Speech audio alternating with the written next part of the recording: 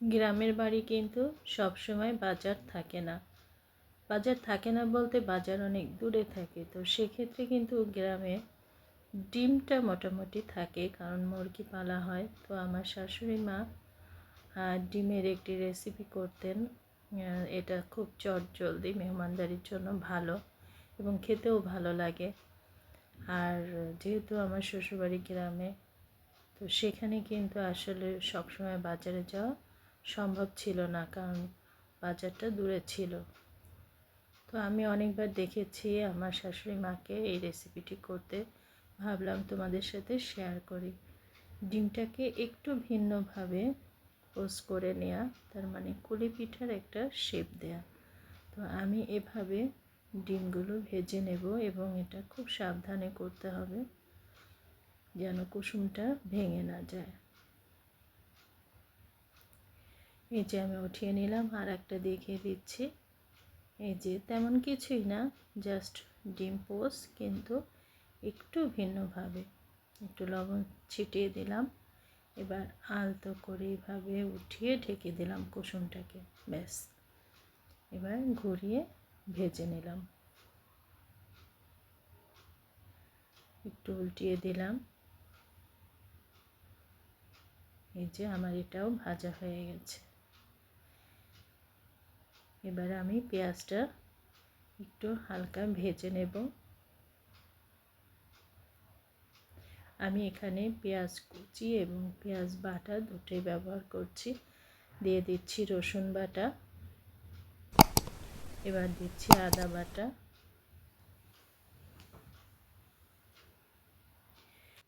দিচ্ছি পেঁয়াজ বাটা। এবার ভালো করে কষিয়ে নেব যেন মশলার কাঁচা গন্ধটা না থাকে, আর মশলাটা যাতে পড়ে না যায় সেজন্য সামান্য একটু পানি দিয়ে ভালো করে কষিয়ে নেব।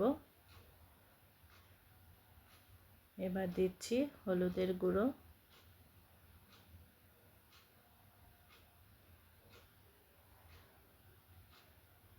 দেব মরিচের গুঁড়ো,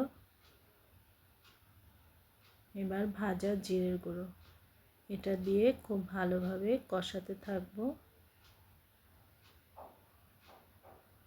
কষাতে কষাতে একদম ভাজা ভাজা হয়ে যাবে, তেলটাও ছেড়ে আসবে, সে সময় ঝোলের জন্য পানি দেব।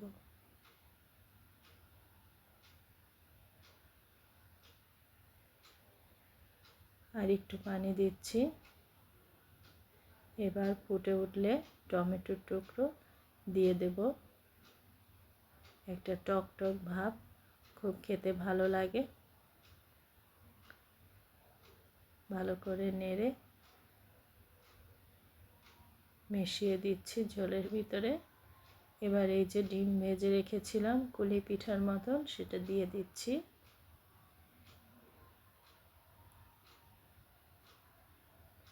দেখারও যেমন সৌন্দর্য, খেতেও তেমন ভালো লাগে। আর ওই যে বললাম মেহমান আসতেই পারে, মেহমান তো আমাদের আসবেই।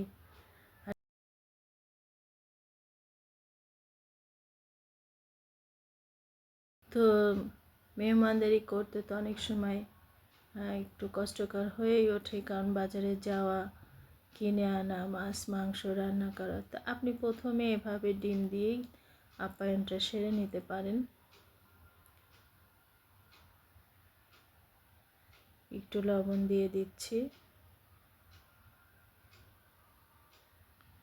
রান্না কিন্তু হয়ে গেল, দেখেন কত দ্রুত রান্নাটা হয়ে গেল।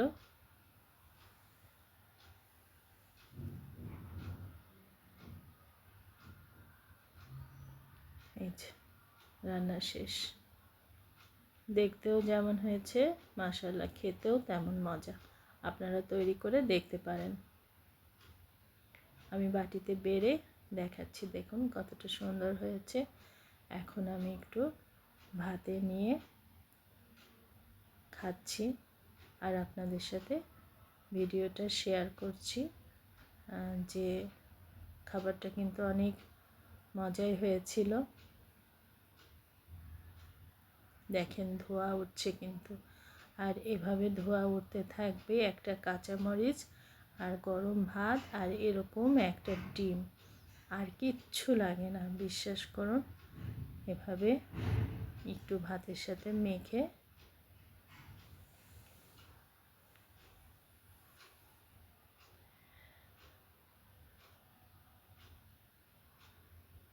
খেয়ে নেবেন, অসাধারণ। ভাঙতেও কষ্ট হচ্ছে, গরম তো। আর এটা গরম গরম খেতেই কিন্তু মজা। দেখুন কুসুমটা